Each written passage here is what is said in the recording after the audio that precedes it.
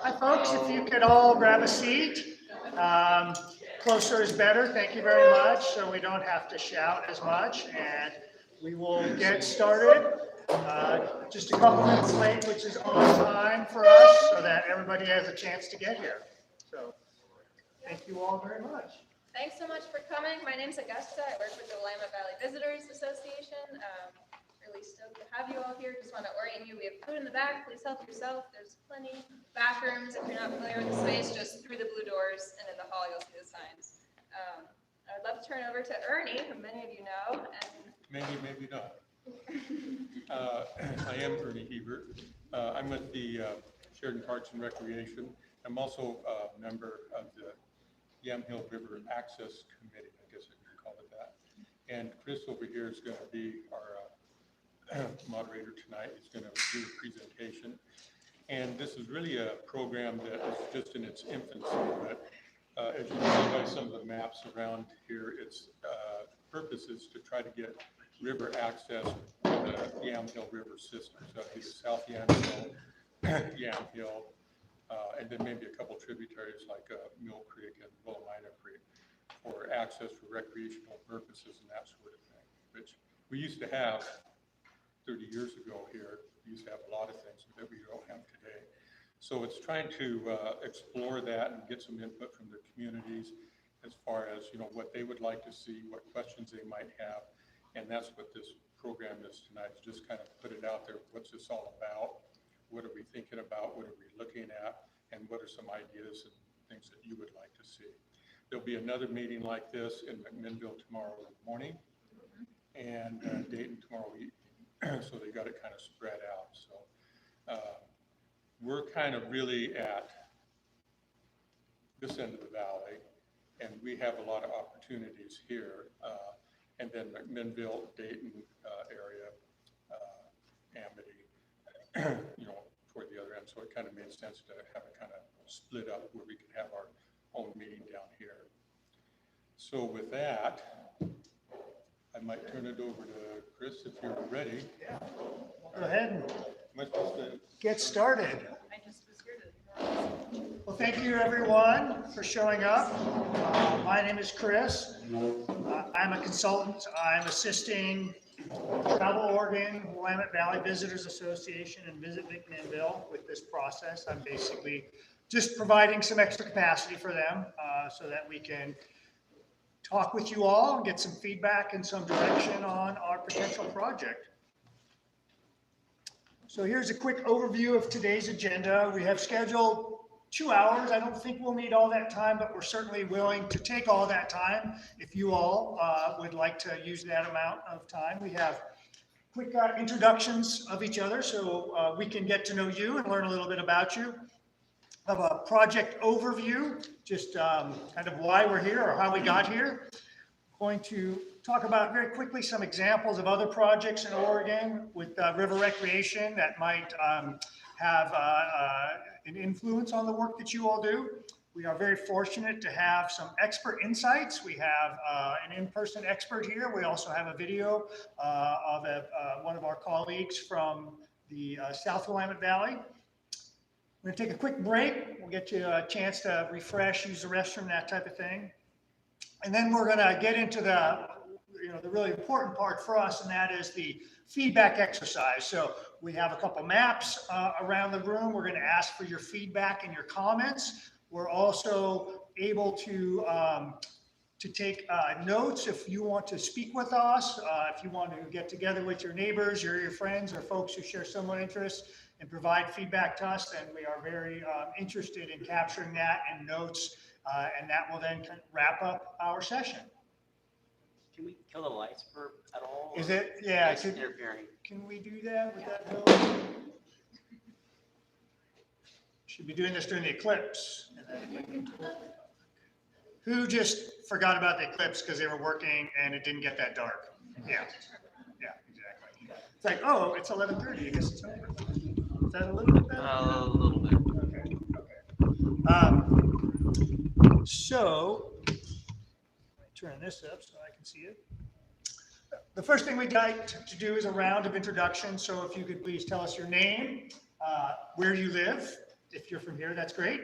We might have some folks from outside the community. And why you came today. If you have a particular interest or a concern or a question, if you could just let us briefly know, we'll take a note of that and try to make sure that we can address it. So we're going to start over here at kind of the partner table, at least. If you could please go ahead, kick us off. Olivia. Hello, I'm Olivia. I am part of the convening team for this project, and I work for Visit McMinnville. All right, I'm Janine Bullock. I work for the State Marine Board. I live in Dallas. I am an active boater, both motorized and non-motorized, and I'm here because we're talking about water and water access. Mark Fitzsimons. I work for 12 River Keepers, and I'm here, I guess, representing the involvement that our organization has on access to the Tualatin River. When I say where I'm from, I first say my watershed. So I'm from the 12 River watershed, and I live in Tigard. I'm Mandy. I actually live in Dayton and couldn't come to the meeting tomorrow night, so I decided to come out here with you guys and see what's up. We live just a few blocks from the Dayton access point, which is kind of sketchy, but we love it, and we love being able to go and throw our canoe in, walk just a few blocks and do that. So I hope that there's a chance for improvements there at some point. Awesome. Great. Thanks. Go on now. We'll go to the back table. I'm Emily Malloy, and I'm born and raised in Sheridan, but for a few years came back.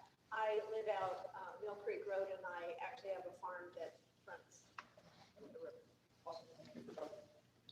My name is Gary Walker. I've lived here 9 years. I'm here because I think we need some kind of a tourist thing where we could get a ramp down to the river where people could pull in and get their canoes, whatever they want to do. Maybe a parking lot up on top and restroom. And I've seen this town dying for 9 years, and we really need something like this. I'm Sandy Walker. I also live in Sheridan with him. And I have a small business here, and I would just like to see the town grow and all our businesses can grow. Great. Thank you. And I think that will help. We'll go ahead and jump up to the front table. George. George Robertson. I've managed the kayak parts of the South Yamhill River, only flipping once. My wife didn't flip at all going over the waterfall, which upset me. No, it didn't. I mostly kayak on the Willamette. I've lived in Sheridan for 45 years, and the other concern I have, in addition to access, better access, when I got out of our kayaks in Sheridan, we managed to actually land head first in the mud, and it was quite funny. Both of us were covered in mud at the landing point by the supermarket. I'm also concerned about river pollution and anything that is dumped into the river, that because people drink, obviously, water from the river still, and will continue to be doing so, I'm sure. My name is Ian. I live in Sheridan, here 2 blocks off the river, and I'd like to know what's happening in the city. Great. Glad you came. Hi, Joe. I live in Sheridan for, gosh, over 25 years. I've graduated here in 2005, and this has been my hometown. I'm a vlogger and a YouTuber, and I'm trying to bring the community together and try to answer some questions that have been obscured or just thrown out of proportion. So I'm trying to make sure that everyone gets to hear what was said and instead of what someone else said. Thank you. I'm Augusta, Willamette Valley Visitors Association. Kip Johnston, Yamhill County Commissioner, from Dayton also. I'll be at each 3 of the meetings and just be gathering what. You're going to present at the last one then. I'll have plenty of information on that, sure. Yeah. Awesome. Great. Thanks for coming. And I'm Heidi Bell, the city manager of Sheridan, and I'm very excited for this project. I think it is a great thing for the livability of the community and for the economic development. So I want to thank everybody who's given so much already to Brian Baker, live in Sheridan. Unlike George, I did flip my kayak several times between Willamette and Sheridan. I can agree that it is pretty muddy at the end. It would be nice to, see what we can do about that. And I'm just here to be informed. I'm Omega. I like fishing. So when I heard that there would be a possibility of fishing here, I got very excited about that. Yeah, I live here. Jesse, do you want to introduce yourself? Hi, I'm Jessica Stover. I also work with the Willamette Valley Visitors Association. Go to that back to the left. I am Ann. I own a canoe. So, and my husband and my children actually have canoes from here to the takeout on Portugal. So I'm just interested in, maybe using this. And feel free to come on up to a closer table. I was eating and it was very noisy. Okay, fair enough. Don't want to put you on the spot. My name's Brian Hill. I'm from Sheridan. My idea of the thing is to get more public access on the whole system. We need to open up this river. It's a big system. There's so much potential, and we're just standing around looking at it. So I'm Donna Hill, and I know him a little bit. We moved here 5 years ago, and I thought it was really crazy that the river runs right through Sheridan, and we couldn't get to it. And I want to be able to take my dogs down there and take my grandkids down there. And Ernie, we know. Yeah, I'll just throw in that I grew up here with my sister. Oh, dang, I was gonna say you're not my husband. But the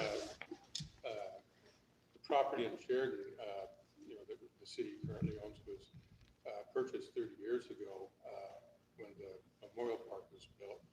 And the idea was to develop that for a boat ramp and parking, connect it to the Chester Moore Park across the street. For years, like I said, we had, you okay? Got me all choked up, Ern. Yeah, we had boat races. It was an annual event from 67, 69 to the early 90s. 25 years, we had people coming from 4 different counties. It was quite a deal. And after that point in time, nothing was ever done with that property down by the river. And no more boat races, no more nothing, it seemed like. So when I heard that this group that I'm part of was interested in doing something, not only with this area, but the entire stretch, I became really interested in that because I thought a long time that, something like that could happen. So hopefully this will be a start of that. Great, and thank you for your time on all the committees. So I'm Lucy Hebert, not Ernie's wife, but his sister. And I have been on that rafting river that was in the process of 25, not all 25.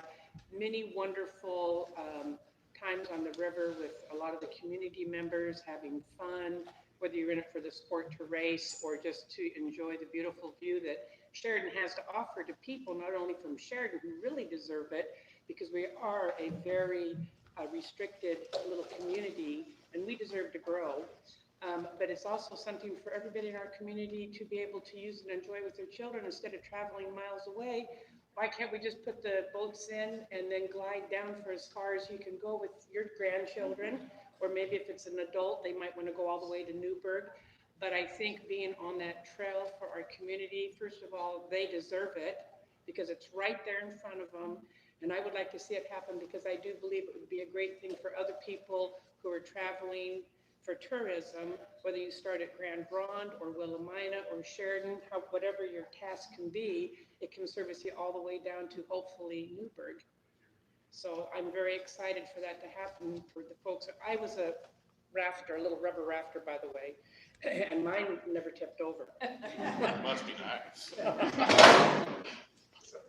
I'm Liz Hodgins. I'm a resident of Sheridan, and I'm interested in seeing tourism development and also recreation around the river because we have this beautiful river running through town, but we aren't doing anything with it at this point. Kay Buckles, resident here, and I too would love to get access to the river and see people picnic down there at the park and come in and kayak and do the whole thing. So, yeah. My name is Jennifer Stanislaw, and we moved here about 20-some years ago. And through then, we've seen the city sort of stagnate for a while. And in the last couple of years, we've just seen this wonderful trajectory with positive forward movement and bringing good things to Sheridan. We want to keep that going. Plus, I just learned to kayak last summer, and I absolutely love it. And no, I haven't tipped my kayak yet, but I'm finding some wood to knock on. But it's one of the most peaceful things I've ever done, and I introduced my son to it, and my husband got me into it, so I just want to be able to have local access instead of driving to Dayton, which is interesting to put in at, but it's a beautiful kayak. Did I miss anybody? Everybody's had a chance. Awesome, great, thank you. Well, that was really helpful. Thank you all very much. I appreciate the background information and why you're here. Hopefully we can do justice to the time that you're spending. So we're talking about the Yamhill Rivers, and this was a point of education that I received when starting this project. So there are actually several Yamhill Rivers. We have the North Yamhill, the South Yamhill, and then the main trunk. And for this project, we're also considering Mill Creek and Willamina Creek, because those come into the Yamhill Rivers.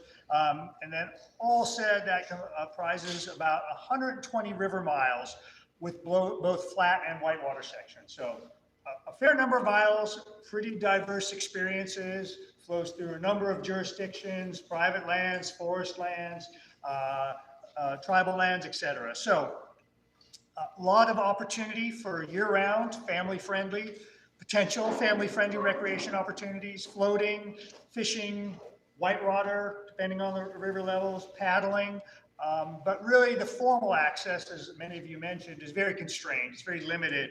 And that is a challenge to people looking to enjoy the river. Because of that lack of access, the community leaders in Sheridan, in Willamina, McMinnville, Lafayette, Dayton, and Yamhill County generally expressed interest in improving river access. But ideally, that is a coordinated effort, because with many river activities, you need to put in and to take out. So having just one of those is a little less than half the battle, frankly. So it requires this kind of coordinated planning effort along the river by those communities, by those landowners or land managers, to make a recreation river access plan happen.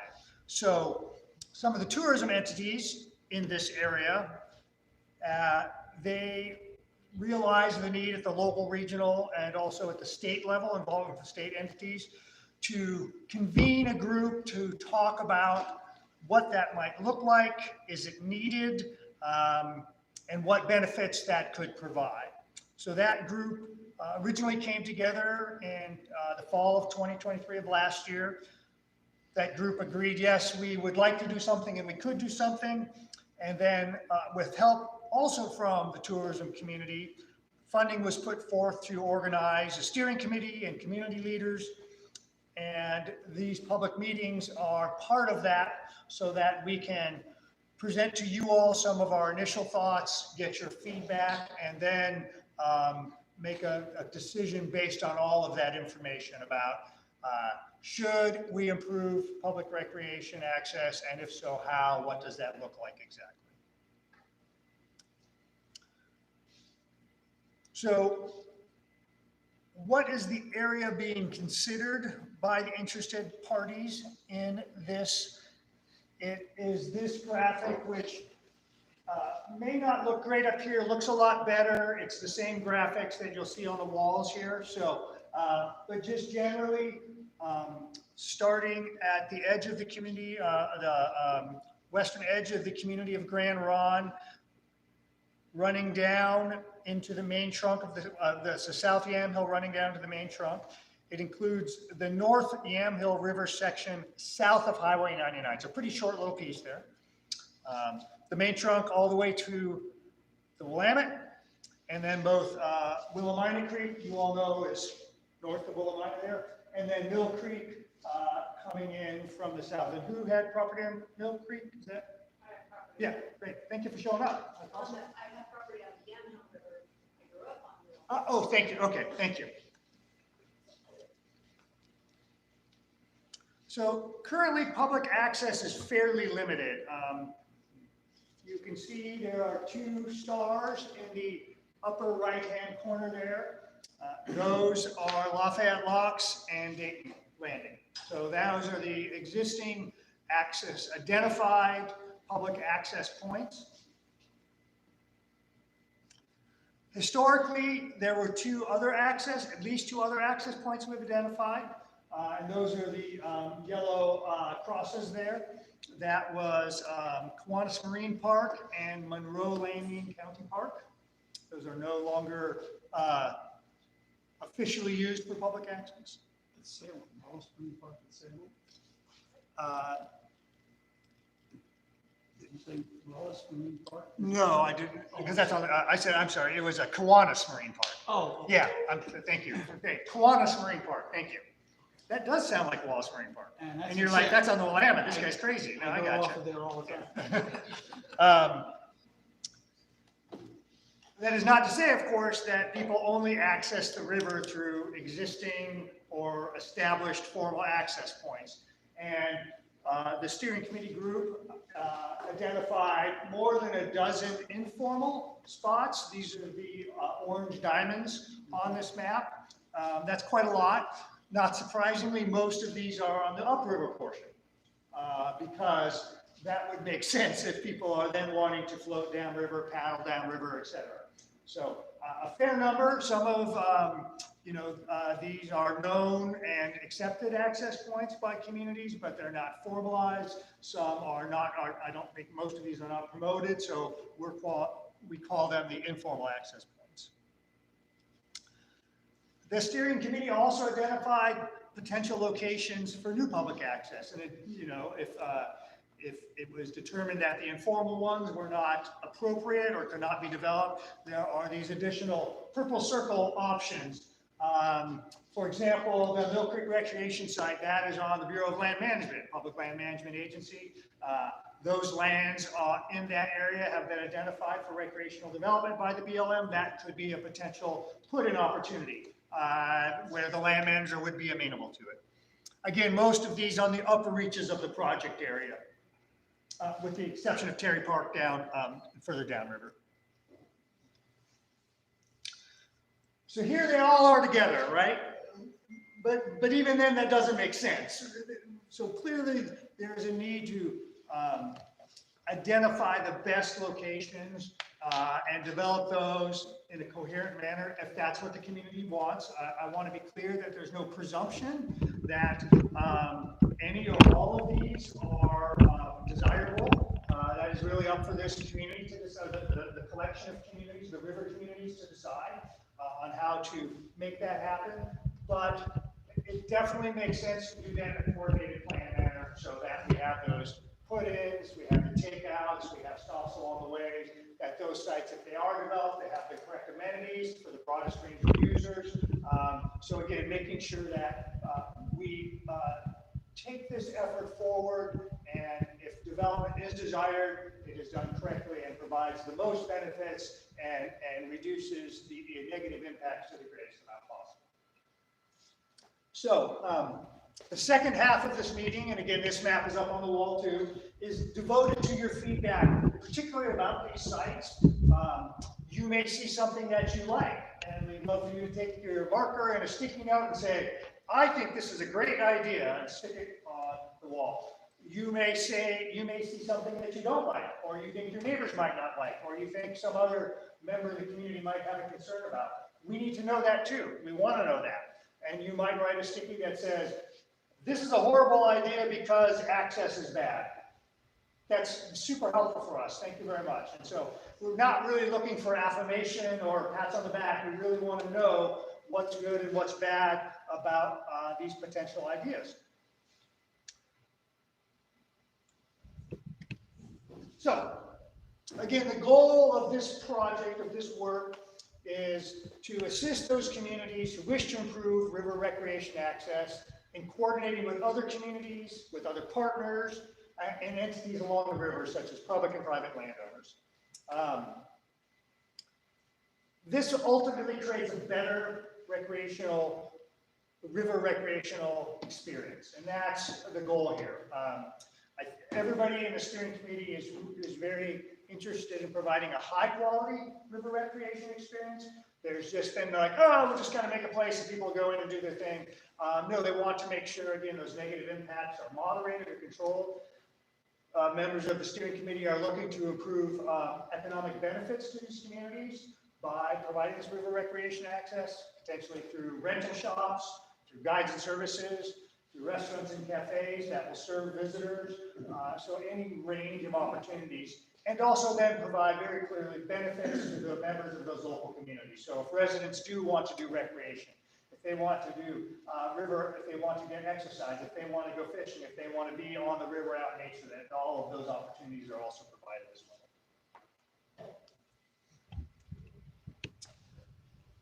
Quick overview of our timeline. As I mentioned, we had a very preliminary meeting fall of last year. In January, the steering committee was convened. January of this year, the steering committee was convened. The group has met several times leading up to this public engagement, and we have 2 subsequent meetings after this public engagement plan for this month and for next month. At the end of that, we hope to develop a plan. If that development of that plan is warranted, the feedback we could get from the community is, nope, none of that sounds good, go away. That's good to know. But if there is sufficient support, then we intend to develop a plan to help provide those communities with direction on how to proceed. So hopefully that phase of work will be wrapped up by the beginning of summer. At this point, I would like to make a plug for the project website. So we have a project website. Particularly because this is a mechanism for people to provide feedback on this project. We recognize that many people are not available to come to these meetings, that it is a bad timing with work, with family obligations, etc. And we want everybody possible who has an opinion to be able to provide it. So thanks to Joe, we are currently recording this meeting. We'll post that on the website, and he will post that through his channels. We will also be recording the next 2 meetings.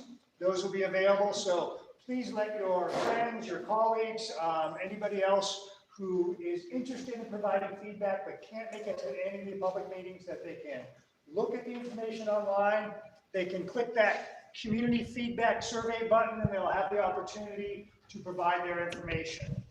Just below on the same page, if you want to stay connected and involved, we're creating an emailing list based on that, so feel free to provide your information there. You'll get all the updates about the continued progress of this project.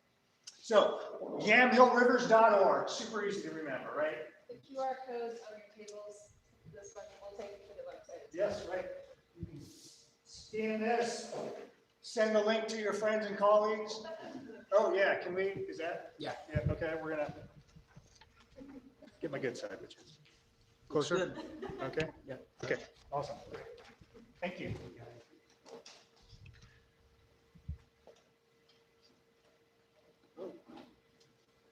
Okay.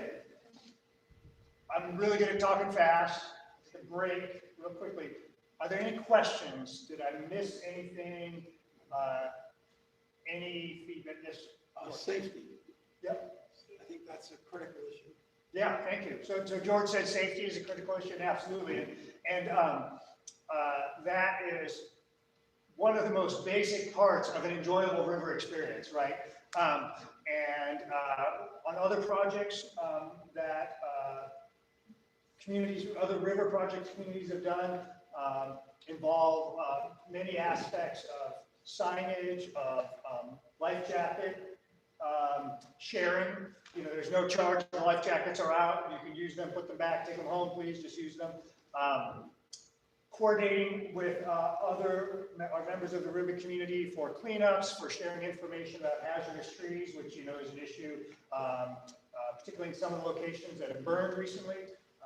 So there's a wide range of things that relate to that. So absolutely. And part of that as well, then, is providing a range of experiences for different types of water use and different skill levels. So, you know, safety is always the same, but some people like to challenge themselves differently. Some people like very little technical challenge, you know, so we want to be able to, ideally in a perfect situation, have a broad range of opportunities for folks to participate at, you know, a skill level that appeals to them, but it's always going to be safe as possible, as safe as possible. Yes, please. So Hat Lake has life jackets Yeah. that you can borrow or use. Yeah. Who finances that? I can talk about that. Yes. So the construction of the life jacket loader stations are often done with grants from the Marine Board. And that first batch of life jackets, and then the subsequent life jackets are provided by a different foundation that reaches out to those managing agencies and asks, do you need to be restocked? As well as many communities, especially like volunteer fire department, they will do donation requests and people donate for them. They're really popular. And if you go to our website, you'll see all of the ones that are currently within the state and installed. So if you're going to a water body you're not familiar with, you can see, is there one currently on that water body, so at what site? Those are concerns that we've been talking about with the whole fire chief. And so it's been, you know, he's listed out some of the concerns that he has, some of the equipment. He will need to become to be water rescues. He's also familiar with the need and he has a big desire to have those life jacket Loaner Loaner. stations. So those are all things that we have on our to-do list. Awesome, great. And I think one of the ones we did in the land that they branded that they had stickers for the life jackets, you know, from the local community, I think it was. Yeah, so it's a really nice way then to show the community cares, right? That hey, we work together to provide these so that you can get into the river. And the signs in many cases were bilingual to, you know, again, appeal safety to the broadest range of folks possible. Absolutely. So I'm gonna ask a silly question, but No. I think that's gonna save somebody else from doing it. So if you're going, let's say you start at Grand Ron, and then you get out at Dayton, and you take a life preserver, and you're not gonna take it back to Grand Ron. So are they collected at each community, and then they just kind of divvy them back out to every community? Like, okay, Grand Ron doesn't have any, but Dayton's got a whole bunch. Is that how they just kind of recycle them back? Or? That's all the question. Yeah, so typically the community is organized with each other and it'll be, all right, there's 100 extra life jackets at Dayton and you let a point of contact in each community know, they can come pick them up or meet in the middle. And so people can kind of recycle, you know, they can do that, they'll pick up at one location. You see this a lot on the Clackamas because there are several spots that are right on top. And people will start at one location, they'll get to the end, and then they have crew that will pick it up, restock. And sometimes during a hot, busy summer weekend, they may do it 2 or 3 times. But most of the time, it's kind of a once a day, relocating them back to a starting point.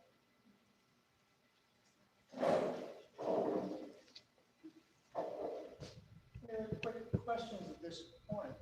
Okay, awesome.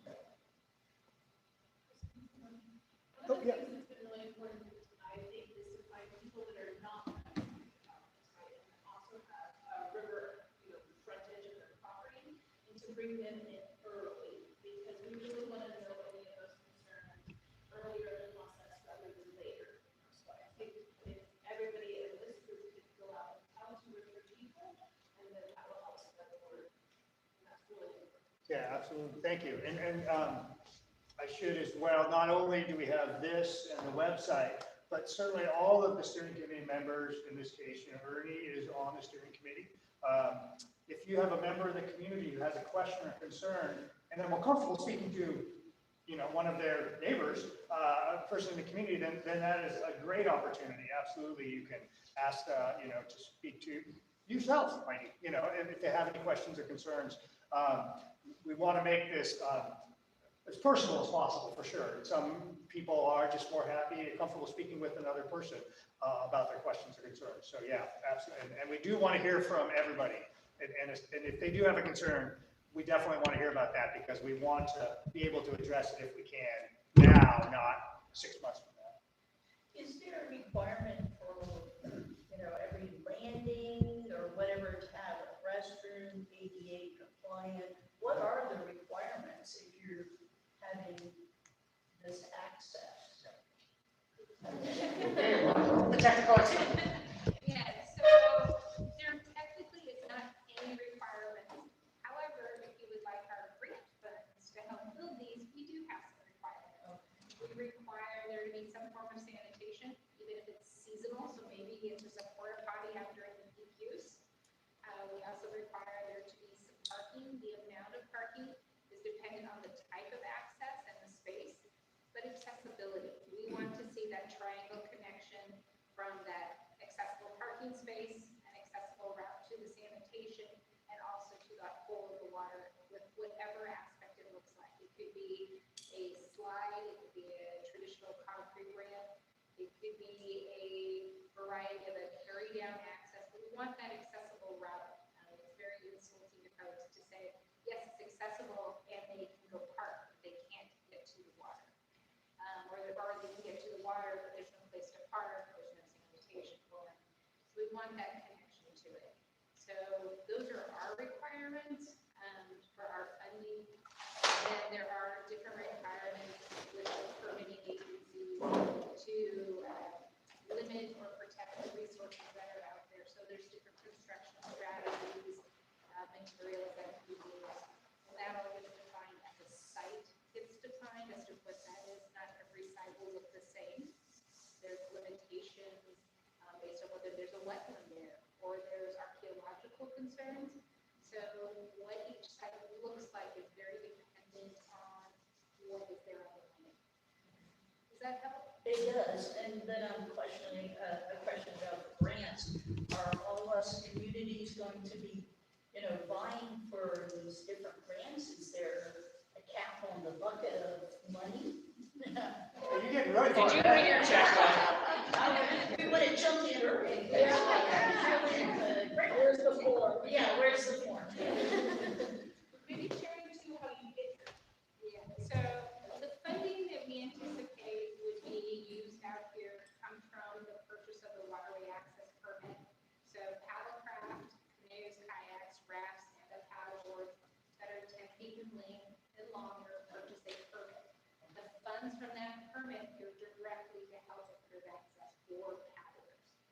So that pot of money is kind of small, but we are really good on helping identify other sources of funds. And so once a project starts to happen, once there's a concept, the public has had a chance to provide feedback on that concept. Do they like it? Do they hate it? Is it too small? Is it too big? We go through that, then we help whoever it is.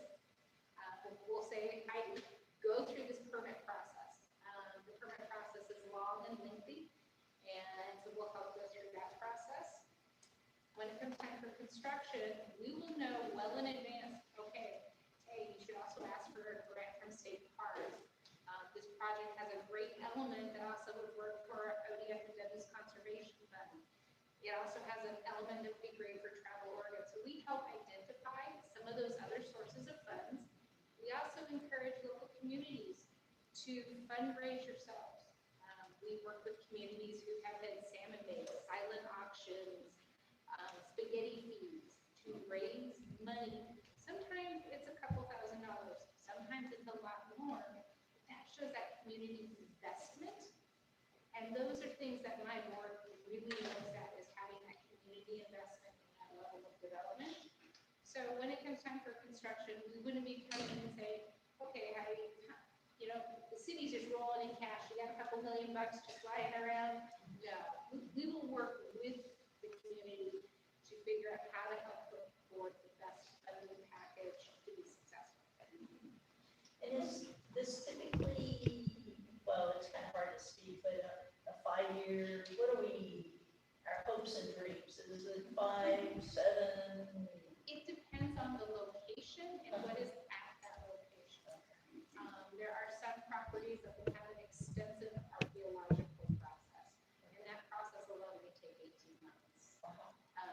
There will be some that have wetland delineations. To do a wetland delineation, you really need to be doing it in the spring. And so then it's timing, right? We have to have the right timing. So it depends on where and what as to the timing. So a typical brand new access site that's never been developed before, it's a 9 to 12-year process from developing the first concept to going through the permits, putting the funding together and building.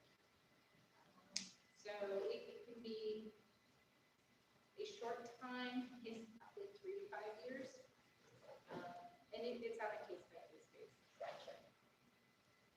Any other questions? Yes. So with Sheridan, with the Morgan Street access that used to be used because of the fire department, not to mention the rafting that they had, is it possible to get a short term for Sheridan specifically, I'm talking about, with the idea of extending it out and maybe doing a, I don't even like to say 9, but to the 2 to 5, but is it possible to get a temporary from where that street actually ran into the river? And I know it's been blockaded a little bit, but for Sheridan and that little access, is there any hope for something, and I'll just say it's as early as this year? No. No. I can tell you now, National Marine Fisheries, which is a consulting agency to the Corps of Engineers permit, they told me they're 3 years out on their consultation. So it's going to be a lift, but through this process, we will hear from many community members of where those access points should be.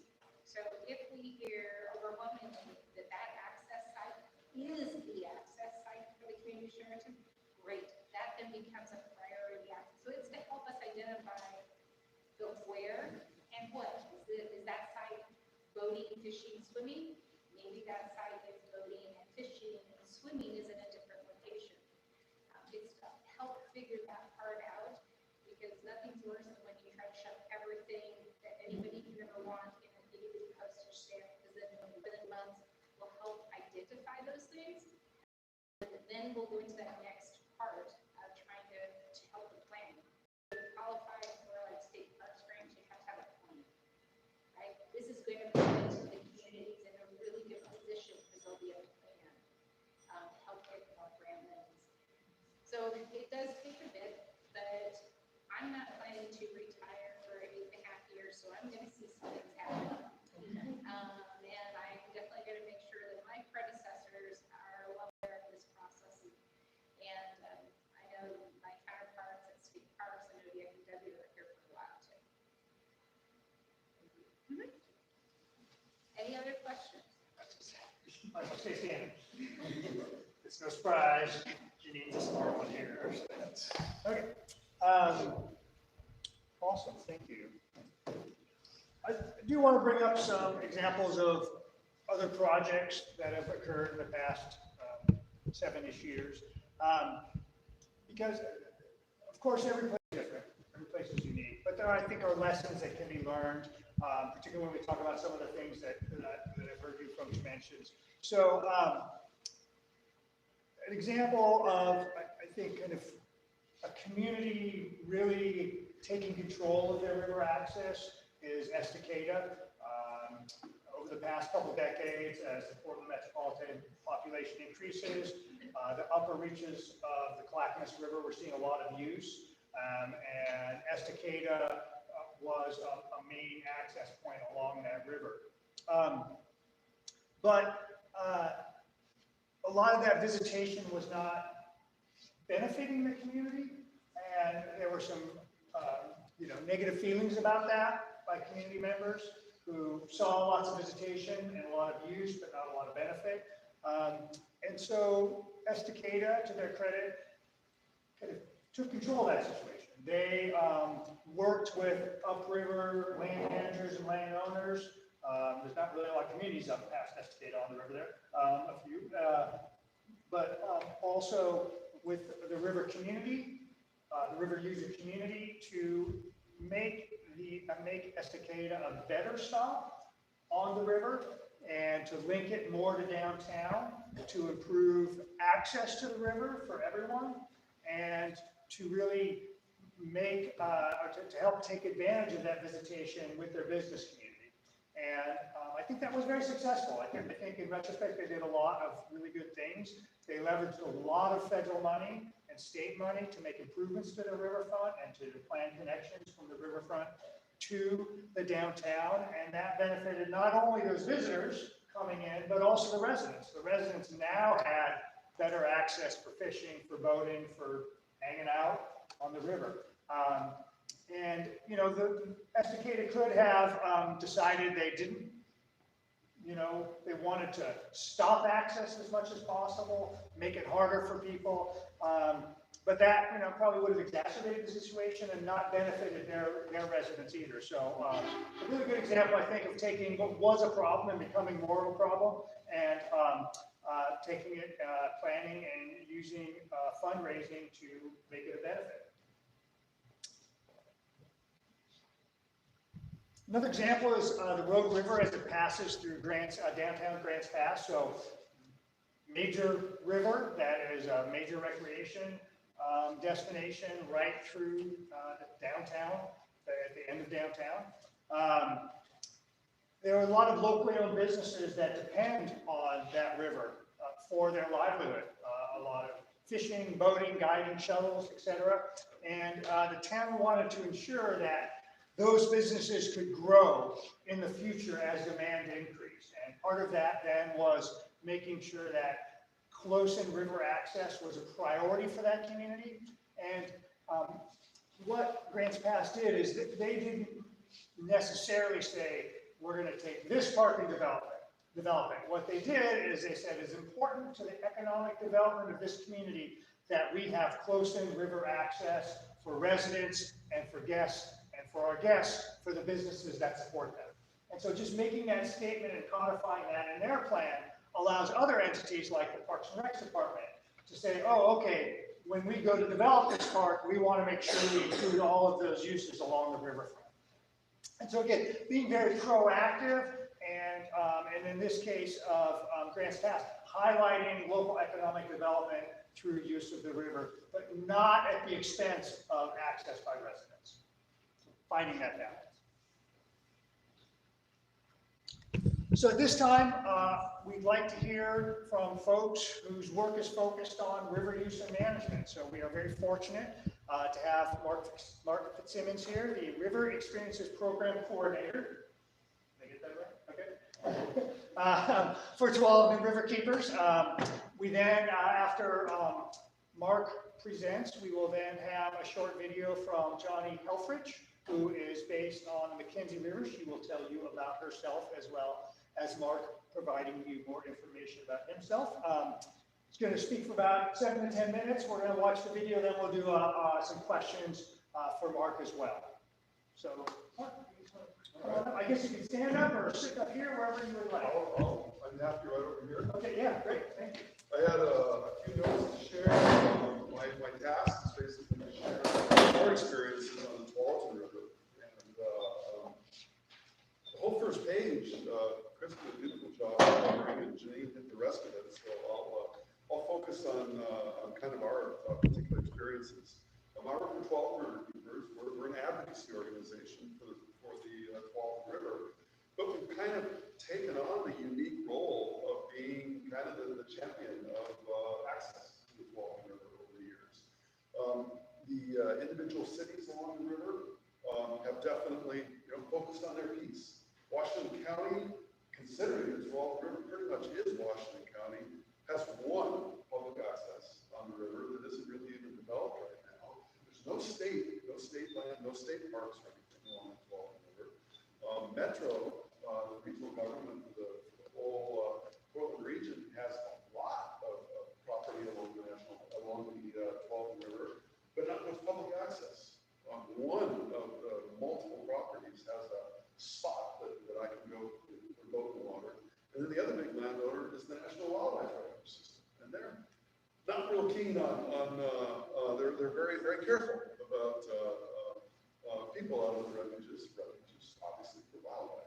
So we've become kind of a convener and a puller together of other people. And so just some thoughts on our experiences. Access is so important, as you've already all brought up. It can create a positive economic, have an economic impact on the community.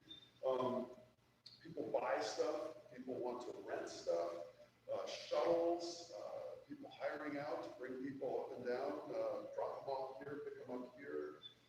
We have no public camping opportunities along the river like there is on the Willamette. So we're going to start to work with people on what's called HIP camp, which is kind of an Airbnb for camping, and try and develop a more robust Airbnb system where people can paddle and come to a public access point somewhere, find a spot to stay for the night, and the next day keep on paddling. So there's a lot of ways that there can be an economic boom from all of this. As an advocacy organization, a big part of why we try to get and encourage people to get on the river is people will stick up for what they are familiar with. And people have been on the river. When they hear about it, when they hear about issues that it faces there, then they can protect it. And that's our primary reason for being, sort of placing ourselves in the middle of creating access to the river. We've run a rental in the summer, and of all of the things we do, we offer classes and we bring in speakers to talk about the Tualatin River. We offer trips where we meet people with one of our kayak trailers and we put them on the river. We literally see thousands of people over the last 6 or 7 years through our rental at Cook Park and Tiger. We're open Friday, Saturdays, and Sundays. We hire probably 6, 7, 8 teenage kids in the summer, high school and college kids, and they're our river ambassadors. They carry boats down to the river, and they talk to people about what's upstream and what's downstream, and they share their experience. They offer a few coaching tips, and then they push those boats out into the water. And that's our primary contact with people. And as I say, it's in the thousands now after that many years. A couple of things I'll mention. It's important to see public access as being more than just a bunch of river rats that want one more place to put a kayak in. Public access to the river is people that want to fish. It's people that want to swim. And swimming can be kids playing in the water, but it can also be people that actually want to get a swimming workout in. It can just be play. Cook Park in Tiger has kind of become the beach almost for several communities. And it's people that just want to be present and just want to play.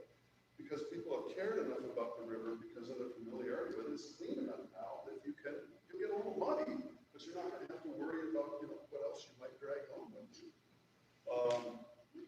As you go through a process, we're going through the same process all of you are. We're maybe a little bit further ahead because we've been at it longer. In 1992 was the first vision sort of thrown out of the Tualatin River with points of access. I think it was every 4 to 7 miles.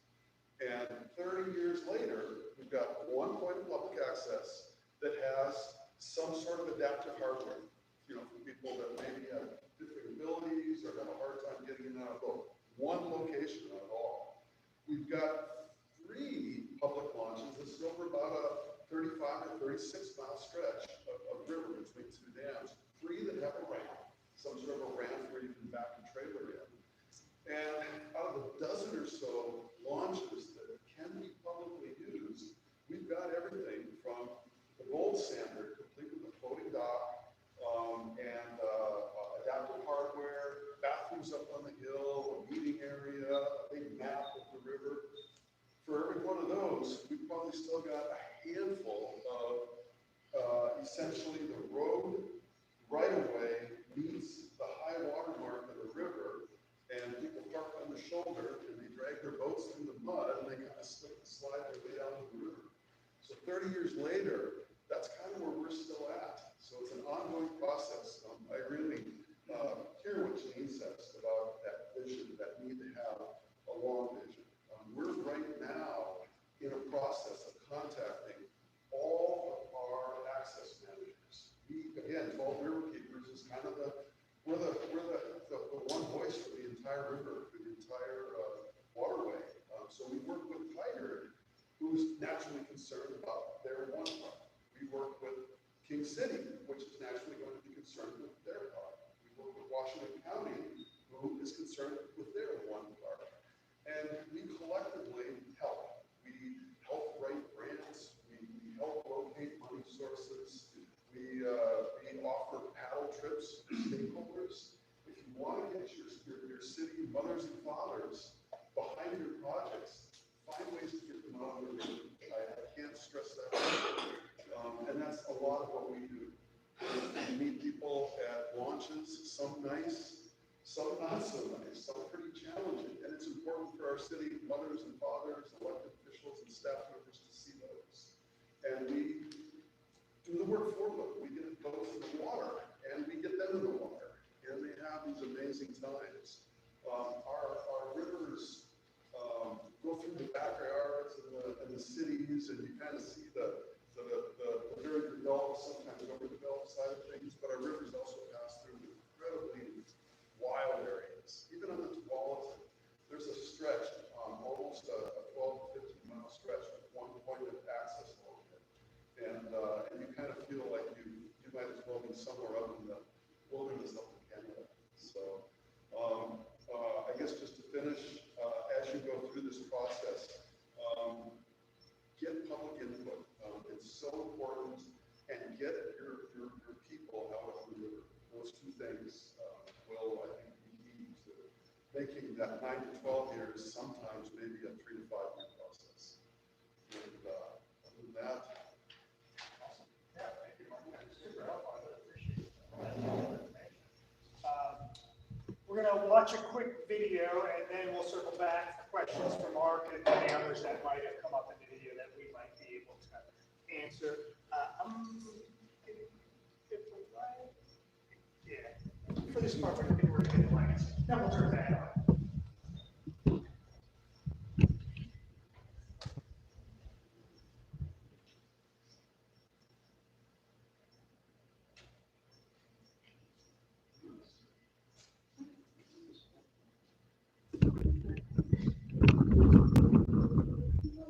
Hello, I'm Johnny Helfrich, and I've been asked by Augusta and Chris to share some information and my experiences with river access.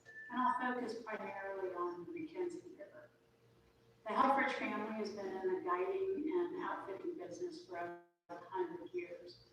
Personally, I've been guiding for nearly 50. I've been working with Traveling County, our local destination marketing organization, and I serve on the tourism committee of our Mackenzie River Chamber of Commerce, our local destination marketing organization. That committee was formed out of a rural tourism studio hosted by Travel Oregon many years ago. The community got together, all members of the community, residents, business owners, people pro, people anti, tourism. But we worked together and came up with some great plans and carried that momentum from that rural tourism studio forward into finishing some projects. Before that, the community worked with the Ford Family Foundation to develop the Mackenzie River Track in the community, the Blue River, and to create signage for all our great little communities along the corridor. Things that went well were basically that networking and making connections and working together as a community to find out what it was, our strong suits, and how we could promote those to get people to come to our area. We now have 5 signature events, and we market those to bring people here. Lessons learned. Basically, we've learned that a project we've decided to try doesn't work out. We take a step back, look at it, see what we can do to make it work in the future. And that has worked fairly well for us over the last 15, 20 years. The biggest challenge is not only getting people to the table, and people from every aspect in the community. People may be for river access, people may be against river access, But you need them all at the table so you can discuss it and come up with some compromises that will work for your community. So the challenge is getting the people to the table and keeping them at the table while you work your way through these projects. One of our challenges here is that we are a 60-mile river corridor with no incorporated towns. So we have no city or town funding. Everything we get comes from dues and from monies, tourism money from our local destination marketing organization. We also have to work with a lot of different government agencies along the river. Not all of the access points are managed by the same organization. We work with the county parks, state parks, some private ownership, McKenzie River Trust among them, and some private landowners. We work with the Forest Service and the Bureau of Land Management. And we try to work with all of them so that there's some sort of equity among the boat launches, that there aren't some really great ones and some really poor ones. We like to have basic amenities like toilet facilities and garbage collection and decent access itself at each of our access points. Some of the positives here on the river is that river recreation on the McKenzie is long established. So it's pretty much an expectation of people who live here and people who come here that they will have access to the McKenzie River. We have boat launches every 3 to 5 miles, so people can carve out varying lengths. They can avoid certain areas, which we do have some areas that are pretty heavy whitewater. So it's good for folks to have options so that they aren't forced to run sections that they may not be qualified for. All of our access points have varying degrees of amenities. Some just have the launch itself. Some have porta potties, some have vault toilets. Until the holiday farm fire destroyed it, we even had one that had flush toilets. Some boat launches have no garbage service, some have a simple garbage can, some have a small dumpster. All of our boat launches have some sort of signage. I encourage you to make signage at your access points a priority, giving people information on how far they need to go before they get to the next access point. Some information on basic river etiquette. Those things are important. Not everyone has that kind of innate knowledge about river running and river access. We have a life jacket liner program here on the McKenzie that is very successful. The life jackets are distributed through the local markets. Some river communities have kiosks at their access points. So whatever will work best for you. I know that our local stores like it because it draws people into their stores to get fuel and snacks and fishing licenses and whatever else they might need. We have 2 long-established shuttle services that help not only the commercial outfitters but also private people get their vehicles from one access point to another if they don't want to run their own shuttles. And those 2 businesses are successful. So you may have someone step in for that niche. We have a long-standing guides association here, and we serve as kind of an intermediary sometimes between our use and public use and all those agencies I mentioned earlier to try and keep river access here as clean and as smooth as it can possibly be. I know I spoke quickly. I know there's a lot of information, but it's really hard to send a long video file if I don't keep it short. So if you have any questions for me, Augusta and Chris both have my contact information. Feel free to reach out. I'm happy to answer any of your questions or pass you along to someone who might have a more knowledgeable answer than I. So I hope your process goes well for your Yamhill River's access, and good luck with everything. Thank you.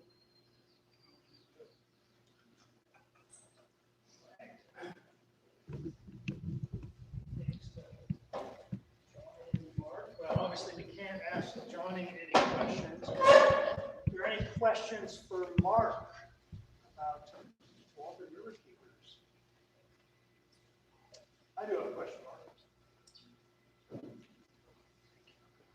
What is a major trend you've seen in terms of use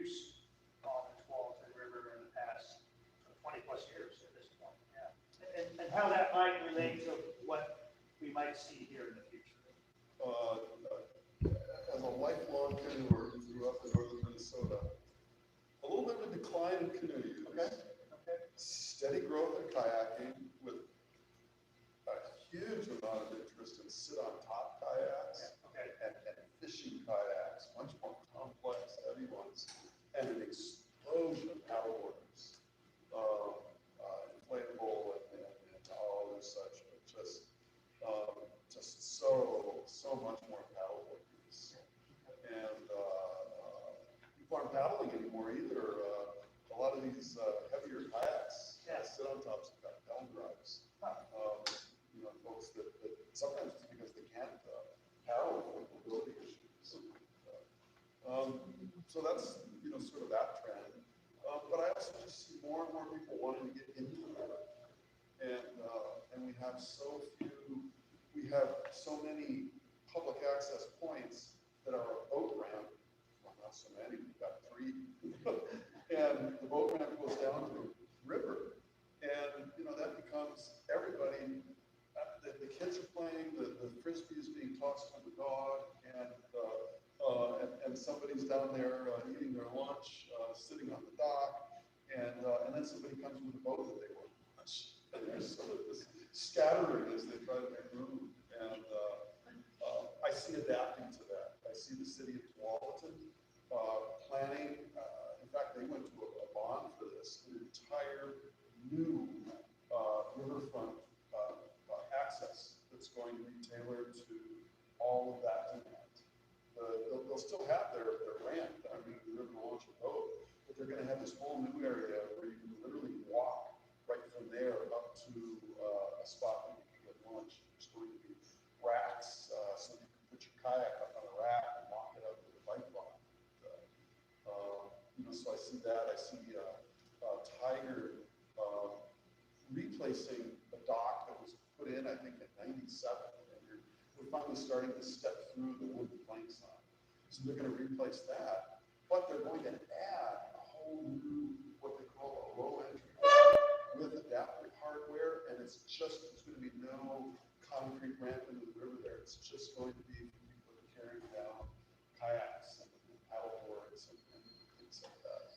So those kinds of shifts definitely will always be the small number of people that I want to put in here, and I'm going to park on the shoulder of the road, and I'm going to carry my kayak on the bridge with no footing and have cars passing by a few inches from me, and then I'm going to slide in the mud all the way down to the river underneath. But I'm going to do it. But for every 1 or 2 of those kind of paddlers, there are just hundreds of other people that want a little more supported launch experience, and they like having bathrooms, and they like having a spot to park a car, or at least to drop off, and then maybe go park their car. And those are the trends. Okay, awesome, thank you. I have to say, I really appreciated the educational part of the system.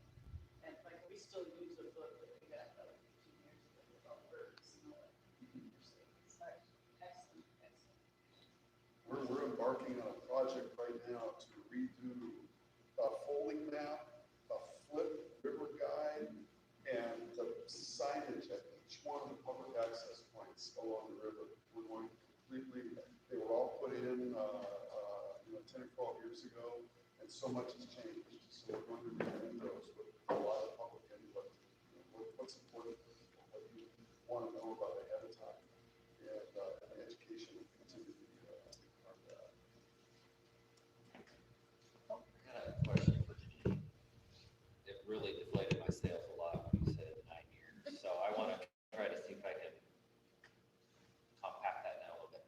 Is that like 9 years if I was going to go build toilets and a concrete ramp and just really disturb everything?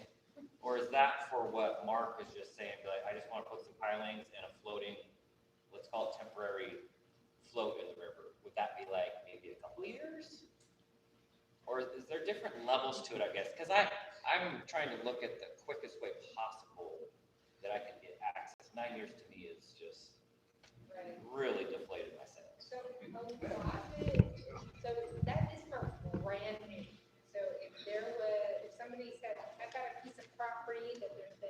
nothing happening on them. That's about how long it takes, because there's several different public engagement processes, there's archaeological surveys, wetlands, I mean, it goes on. If you have an existing site, it can be faster. It really depends on, in this area, archaeological findings, the wetland delineation, and what is that level of improvement. If somebody is wanting to do a dock and nothing else, probably 3 to 5 years. If you are talking about having some parking and a portable toilet, maybe 5 to 6 years, depending on the where, whether or not it's floodplain, all the different components with it. Things can happen sooner. I always caution folks that the permit agencies have something they call SLOPs, Standard Local Operating Procedures for Endangered Species. And if you can fit your project within that document, it's the fastest way. The problem we see is a lot of government agencies who fit within there, then come back to us within a year to 2 years and say, hey, this part's failing, how do we address it? And it's because the river is eating those areas. They didn't get the hydraulics, they didn't want to go through the process to stabilize it, and so then they're chasing their tail of maintenance wells. So it's the kind of the balance of what is that level of development to reduce the cost for maintenance and operation and balance the permitting piece. I have an example. I'm not going to hold you to it. I'm just trying to build a picture in my head as a commissioner and what I'm trying to push for and how long it's going to take to keep that. So we have Monroe Landing, which was on there. You toured the property. It's there somewhere. It's just buried under silt. I've called Department of Lands, and I need to fill out the wetland delineation, and then there will be another step beyond that to be able to remove soil off of Monroe Landing. That is somewhere there. I have pictures now. I know where it's at, but I'm fairly certain it's probably about 8 feet under dirt. So we have a problem with it adding to it, not taking it away because of where it's at. How long is that process? You know that the parking lot's up there, it's gravel. Most likely we are wetlands as it gets down into the lower Monroe Landing. Walk me through that time-wise, just rough. I'm not going to hold you to Okay, it. so not to build anything new, but just to recover, find that program again, you'll need to get an archaeological survey done because the river sediments may have deposited things. So an archaeological permit, and this is high level, once you hire an archaeologist, it takes 6 to 9 months for SHPO to issue the permit to do any kind of on-site disturbance, and roughly another 9 to 12 to actually get your final report depending on what is found.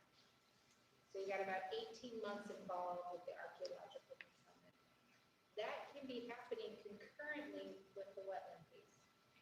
Okay, so they don't have to be start one and stop one.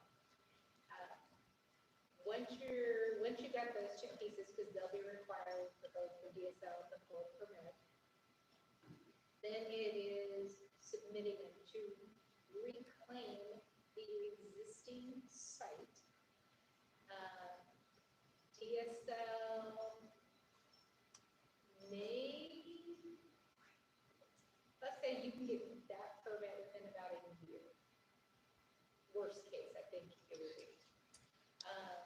The core permit, because of consultation with National Marine Fisheries, is the wild card, and DEQ, because they may also want a sediment evaluation for when you're removing that. Where's that material going? Is it contaminated? And through that process. So you're probably 3 years on, let's say on the conservative end. It could be 2.5 to 2 years, seeing what is found during each one of those pieces. Can any of them go concurrent? Can all those be concurrent? So can I start everything at the same time and be a year and a half? The likelihood. Like basically, I'm filing for an application, I want to be in line, because I'm, in my head, I'm assuming that it's, I have to get in line. It's not the review process, it's, I gotta get in line because there's no more project, or short staff, whatever it may be. Yeah. Can I get in line? Because now I'm sitting there in line while I'm waiting to get my results So. for another. Right, so both of those permit agencies will not accept an application unless it's complete. And the Corps will actually kick it back to you until it's complete. So you've got to have your delineation, your artwork done, you have to have those pieces done, otherwise they don't even start the process of holding in place. How long does it take to tell me this?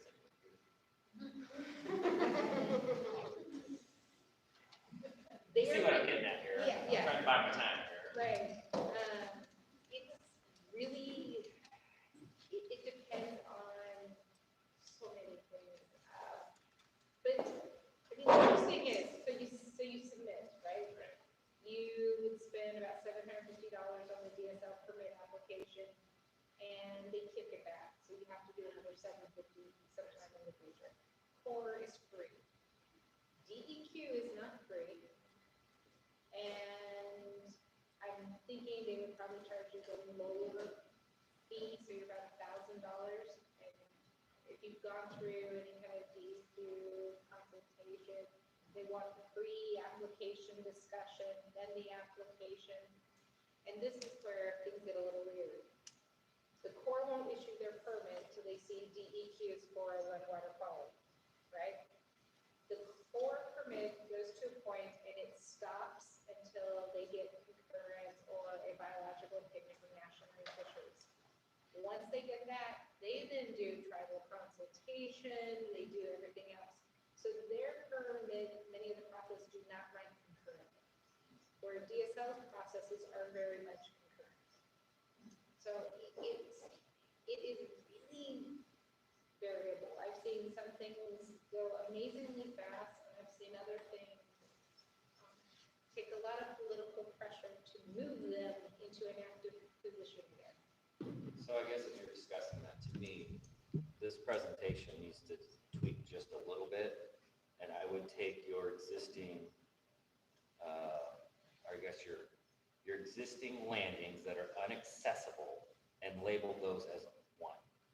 And discuss that time frame versus a brand new access point, because I know I have Monroe Landing that's about halfway.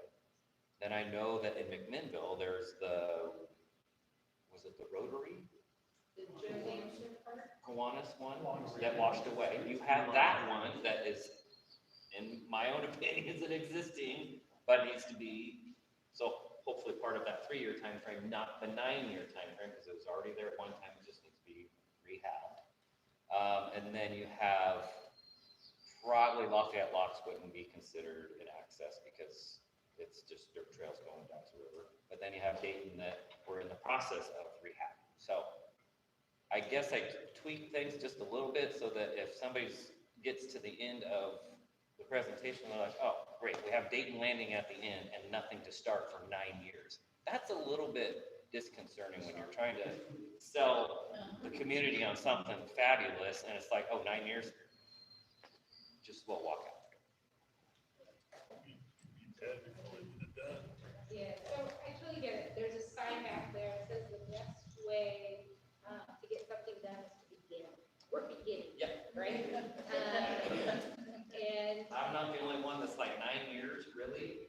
I hear you. And that's probably why we don't have it now, because I don't know if somebody started this conversation 9 years ago, like, Yeah, it really depends on each location and what there is. I mean, plus, with Monroe Landing, you already have something. You're just asking to uncover it. Right. There's many of these areas where there's no survey, there's no engineering, there's none of that. So now we've got to add that piece into it, and that takes time.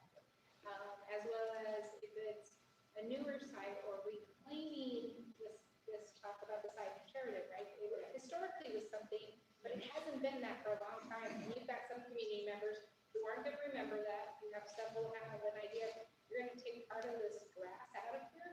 So you gotta have that public opportunity to show them, right? So it's that process of transparency, the engagement of telling folks what it is. And I tell folks, permitting process seems overwhelming, but if we don't start, it's never going to get easier. It's only going to get more complex. So it's better to start it, recognize it's going to take some perseverance and some diligence, and let's get it done.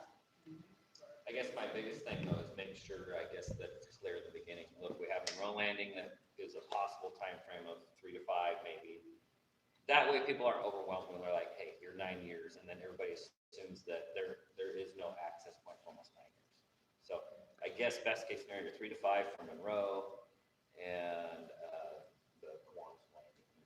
And that's huge because you're. That one there is, you know, they're working on that 3-mile grid.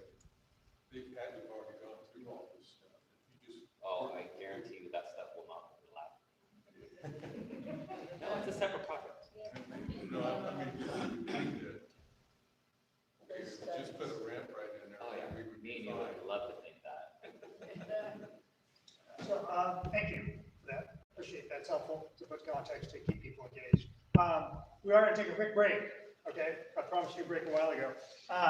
So let's take 5 minutes and then we'll reconvene, continue conversation, and also move on to other exercises. I want to make sure we finish on time so that everybody can do the other things they said they were going to do this evening. So yeah, food in the back, restrooms.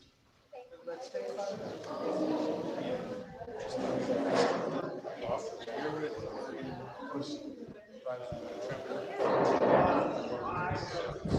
Wait, sorry, you were recording? Yes.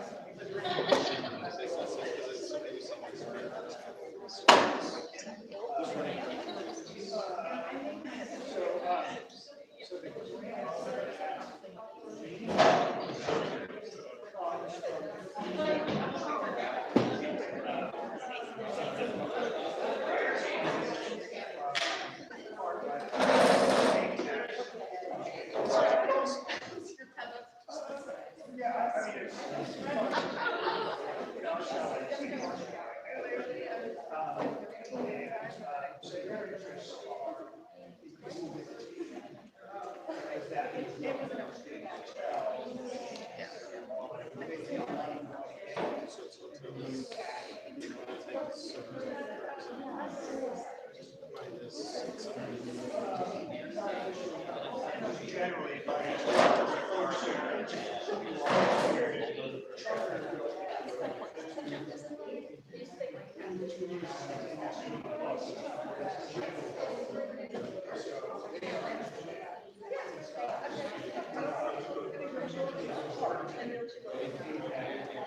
Well, I get that, I guess I'm trying to figure out, like, is there a specific entity? Interest in it is, travel markets. It's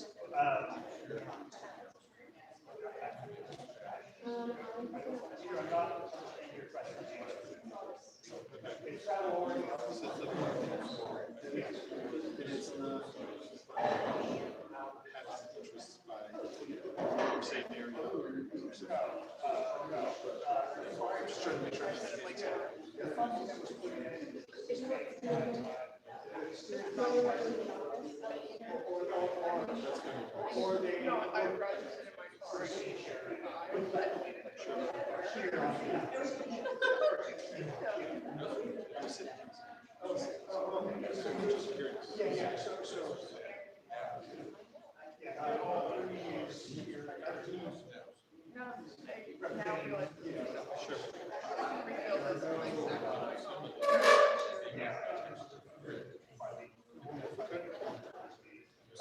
staff time. just find it interesting. Very,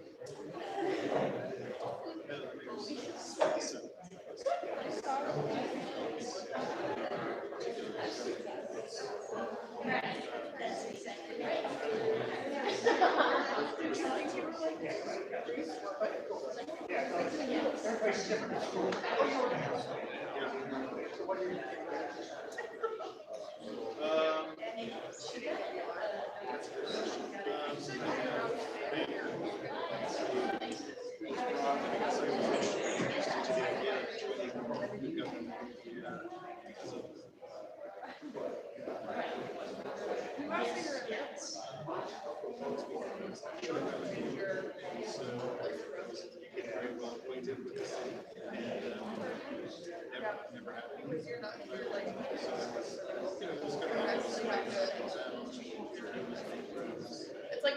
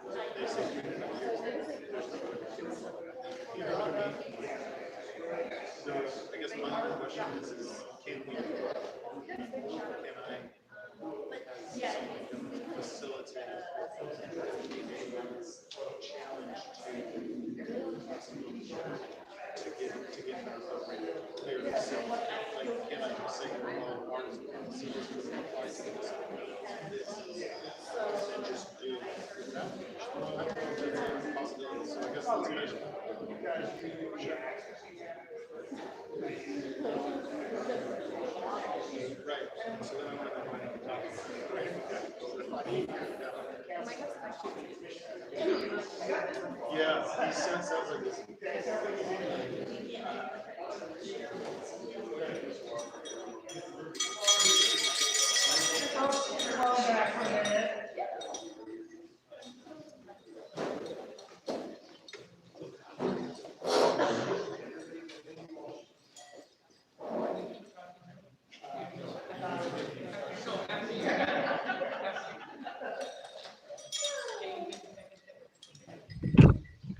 Thank you, everyone, for your patience and interest. So we're going to do a little bit of a free-form thing here because we have a conversation going on. We don't want to stop or derail that conversation. But I also want to give everyone the opportunity to take a look at the maps. Near the maps, there are sticky labels and magic markers. This is your opportunity, one of your opportunities, excuse me, to make specific comments on the maps you would like. I do ask that you don't write directly on the maps. We hope to reuse them to save resources. So if you can please write on a sticky, put a sticky on, we'll capture that information. you are welcome to do that. You may also decide this is the end of your engagement this evening, and I do want to thank you all very much for your time. You can also stay and engage in conversations with any of the convening team or myself. If you have any particular follow-up questions, we're happy to answer those. So, yes, again, I don't want to stop this conversation that's happening, so feel free, but also take some time to take a look more detail, look at those maps and provide your comments on them if you would like. And then we'll wrap up at the very end. Yeah. I have a really basic question. What do you put on signage? Like, how many miles down the river is the next takeout, or what goes on the signage? So usually there'll be like etiquette signs, you know, wear your life jacket, know before you go. And then it's like, okay, the next site is in 3 miles. And sometimes they like river left, river right, just to give people an idea of how far am I going to be paddling and where should I be looking? Especially if it's an unimproved site or a primitive site, you want to let them know, hey, it's going to be 3 miles and it's on the left. That way they have an idea of where to start looking if they're not familiar. Okay. And we're going to put, replace 3-foot by 5-foot signs that have got a map of all of the current points of public access. And then there's a little bit, well, what we'll work on is what do people want to see? What do they want to read? They've been up for that many years, things have changed, but it's a visual, you can see where you're at, you can see upstream, you can see downstream, and you get some basic information on parking and bathrooms. They're also doing videos. So people will be able to go on and look at a video. And so if you have some physical limitations, or you're like, I'm going to bring my grandkids and their stroller and everything else. So it will kind of walk you in. You've entered the site, here's your parking, what kind of surface is the parking, what kind of slope, what's the connection to the restroom, what type of restroom, what's the connection to the water, is there picnicking, are there other trails? And then kind of the information of, all right, your next site is this site and go to this video. So it gives somebody an idea of what are the existing conditions so they can make an informed decision on, is this something I can do myself? Is it safe for me to take my grandkids who've never done this before? Or is it something where I need to have a companion to help me carry it down into the water? So these are some good things to help people make decisions, and they can be QR codes, they can do all kinds of stuff to help them. If you want to generate some buzz, you can, this summer, you don't have to wait any number of years. All you need is somebody that's relatively good with a camera. We had a person that was both a volunteer, but we were also able to hire him to do some of this thanks to a Marine Board grant. And he just would videotape me starting with my kayak or my canoe down to the river, and then he just would prompt me, and I would talk my way through it, and we created a YouTube channel. And basically did it just to get people talking, but also to inform them of what it is like to launch. And we didn't just do the nice ones. We've done a couple that are fairly challenging. So that was something, yeah, you could do that tomorrow. If there is a water hazard, like a tree down in the river, what's the process? Do you call someone and say, who do you report that to? That said, oh my gosh, there's this tree out there, it's a danger to folks coming. What do you do? We've got one that fell in the wind ice storms a couple months ago, right across the main landing of the park in Tiger. And I can tell I haven't talked to them about it, but I know what they're doing. They're just waiting for the water levels to come down. In this case, the city park will take care of it, because it's definitely a city park facility. And right now, you can't use one of the main launches on the entire river. But certainly there's got to be a responsible party for each access, right? If they mile 1 and 3, that's down. It's between, that's a whole other situation. So no, we have a tool so people can report any kind of hazard or obstruction. They can upload photos, it goes onto a map that's on our website. But removing debris, woody debris is challenging because it's considered habitat. So I will call them like citizen lumberjacks, right? Sometimes stuff happens out on the water and people are out there. And it just happens where things get trimmed, things sometimes will get relocated, and that's fine, because as soon as you ask, the process, it will take a lot longer to go through. And it is, I mean, woody debris is habitat. On occasion, if there is a really serious situation, Marine Patrol will get involved to help with some things. Sometimes fire departments, it really kind of depends. Is it a complete blockage or is it simply letting folks know, hey, there is a tree down and you need to stay river left? So, do you recommend like going to your sites, checking conditions of the river?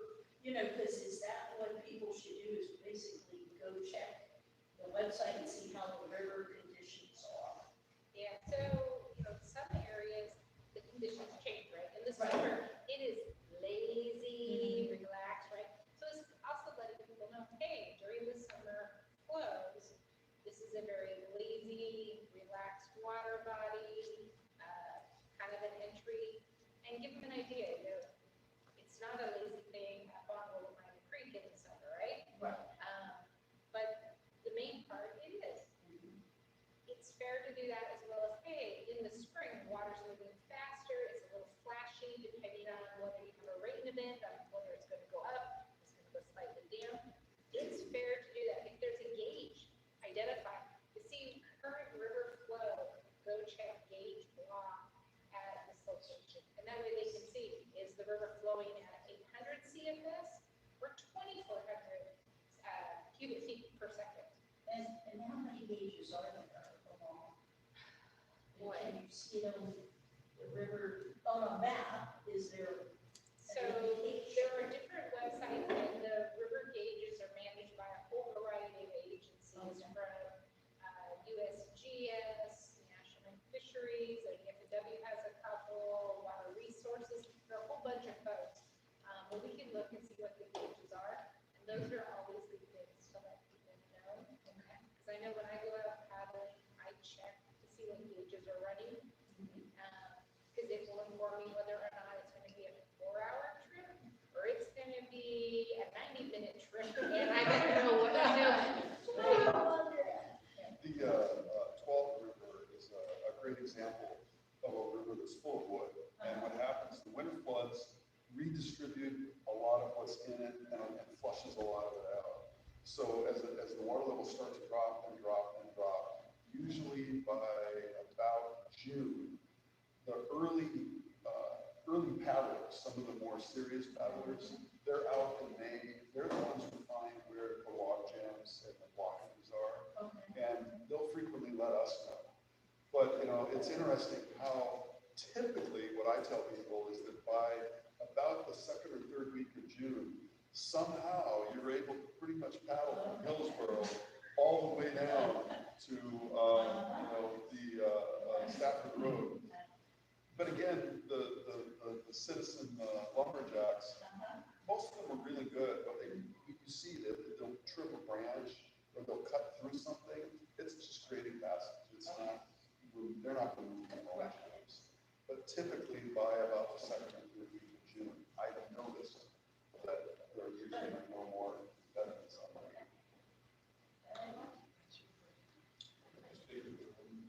Yeah, keep the drone going up. Last question. When we put sticky notes up on these maps, are we saying we want our land here in Sheridan? What are you suggesting what information are you seeking? Is something really important to you? Yeah. Do you see something you don't like? You think it's a bad idea? Is something missing? Like, hey, I don't see this idea on here. Those are the types of things. Yeah. Or if you might say, I think, I know a large landowner, I think she's gonna have a real problem with this. You should contact her. That's great, that's super helpful. Like, any and all of that. If you just wanna put, I love this and stick it up on there, that's helpful too. So really it is whatever you think would help guide our future work to refine this and identify those sites, if any, that should move forward for development. Thank you. And there's stickiness on this table here as well as that table over there. Yeah, right, thank you. I do have, so what kind of reminder is it for people that they're going by people's private property and just because it looks like there's a cool beach there, it's not okay, just to stop because, looking at what you have in mind, someone has a cool beach right across from where that and access is. So what kind of education is done for people? I see here and there, just small signs, I've got, that sort of thing. Not a lot of them. Most people, once they're in their boats, they're heading to the next point of. So the people in the boats aren't the ones I'm concerned about. It's the people who go to play and they see the beach right across the thing. I'd say signage, as use grows, as swimmers grow, mostly it's at parks on the wall, so there's plenty of park, access point. I get a simple sign would be the easiest way to show where I'm talking about. Really bad about it. Well, and a lot of times through messaging, right? And ideally, when this gets all through, there'll be kind of a map that talks about watercraft. And within that, there's be messaging about respecting private property, and it can be identified as this area is closed to public use. This is open to that piece. Things cannot be put at the access site. Be respectful, there's been private landowners and stay at public access sites identified. So there's different ways, and of course, unfortunately, nobody has to identify the way you can regulate disrespectful. Yeah, I guess my concern is the people who are reading signs. Is the making the access much more convenient than it is right now. And having that then is.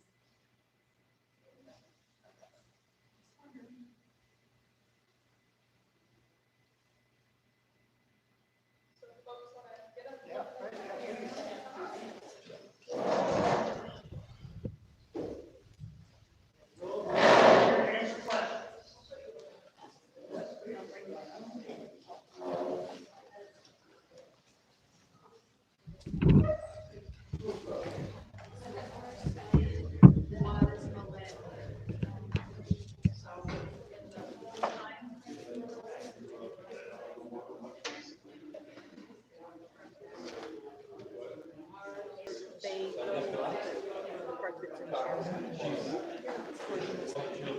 Are you recording this?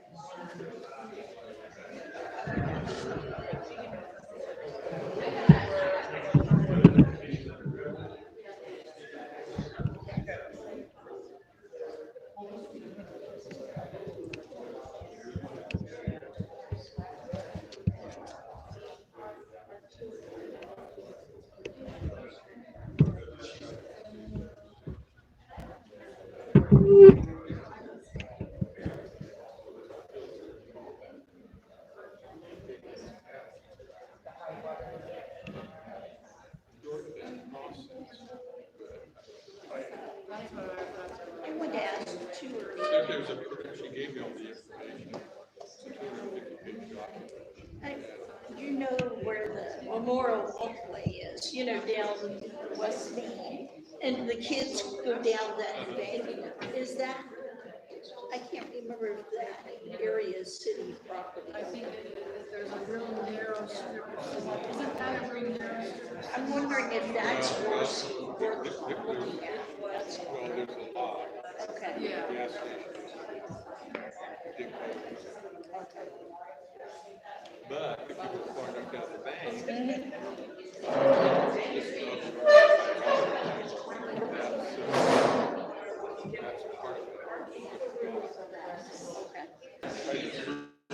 More down here than this one. I said, well, we only have 36 seconds. Like, this is, they have all the graphs. This is what you call it. It's pretty So if it was use here, you could go down and use it every time I can measure that. Once you hit this corner, how It's a good tool. doing some sort of. Yeah. You don't understand.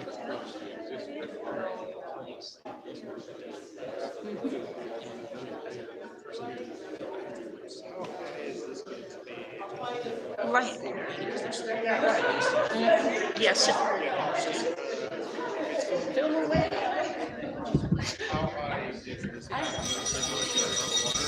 I agree, Kate, I agree. Folks, it is closing time, so thank you all very much. We'll be capturing this information and saving it for moving it forward.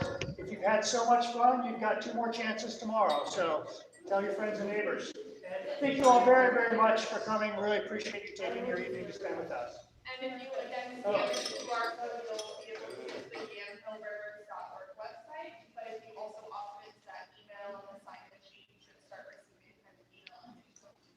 Good. Just to make you can read my. Did you have anything for Orange Street? All right, that's it. I